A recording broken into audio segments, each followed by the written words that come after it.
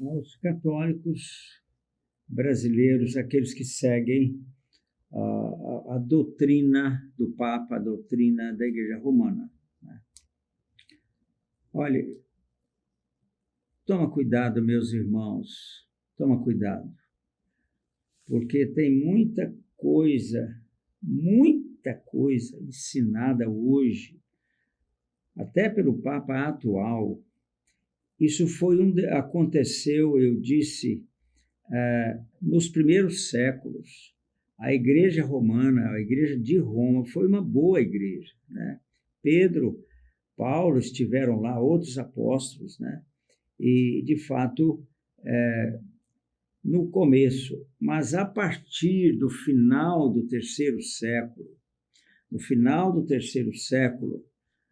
Constantino, imperador, decretou o fim da perseguição do Império Romano aos cristãos.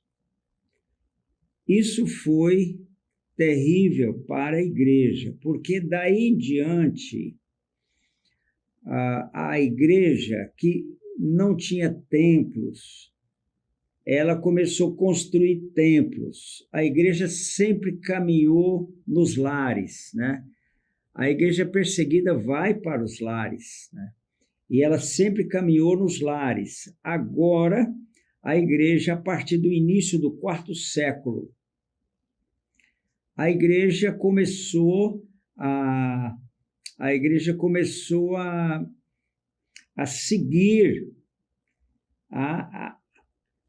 começou a se desviar de verdade da palavra de Deus.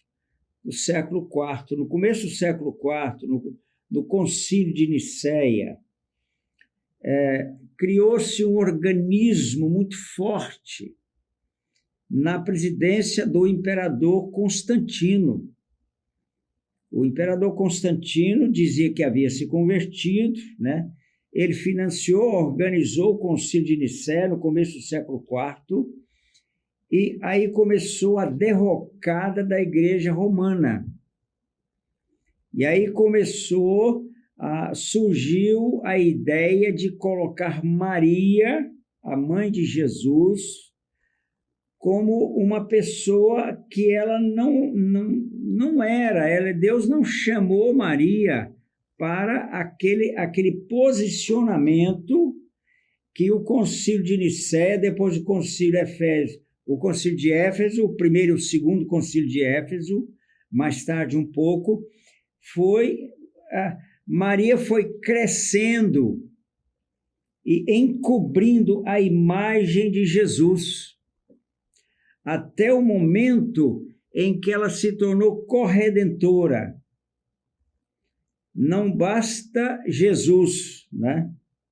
E hoje a Igreja Romana, os mais sinceros, eles creem em Jesus, falam de Jesus, creem em Maria, eles creem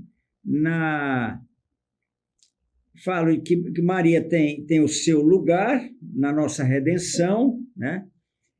Eles creem na missa para levar alguém para o céu. Eles creem no purgatório, então tem purgatório. Eles creem nas boas obras. Olha o tanto de coisa que hoje a Igreja Romana, nos seus desvios, ela crê para, de alguma forma, ajudar o cristão, o crente da Igreja Romana, ir para o céu. Só que eu quero que você ouça o que eu vou ler aqui, palavras do apóstolo São Pedro. Ouçam essas palavras do apóstolo São Pedro sobre isso, no capítulo 4 do livro de Atos. Olha o que Pedro fala, né? Capítulo 4 do livro de Atos, versículo 12. E não há palavra de Pedro, presta atenção, e não há salvação em nenhum outro, porque debaixo do céu não existe nenhum outro nome dado entre os homens, pelo qual importa que sejamos salvos. Aí Maria entra nisso agora. Maria também se torna corredentora a partir do concílio de Nicéia, concílio de Éfeso, primeiro, segundo. Maria foi crescendo como corredentora. E as heresias foram entrando. A idolatria entrou de verdade. Já havia entrado em certa medida a idolatria, né? Na verdade, esse culto a Maria, ele começa com a idolatria entrando dentro da Igreja Católica, não é? Então, eu sei que você é uma pessoa séria. E eu desafio você a examinar o que Pedro, segundo os católicos, o primeiro Papa, isso é outra mentira da Igreja, nós vamos mostrar, né, nessas palavras, é outra heresia da Igreja, dizendo que Pedro foi o primeiro Papa. Pedro nunca foi Papa, na verdade, não é? Mas eu vou ler de novo o que ele fala sobre a salvação.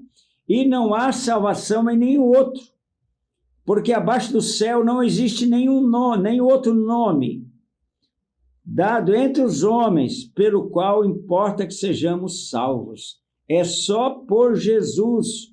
Ele fala no verso 11, esse Jesus é a pedra rejeitada por vós, os construtores, a qual tornou-se a pedra angular, e não há salvação em nenhum outro. Essa pedra é Jesus.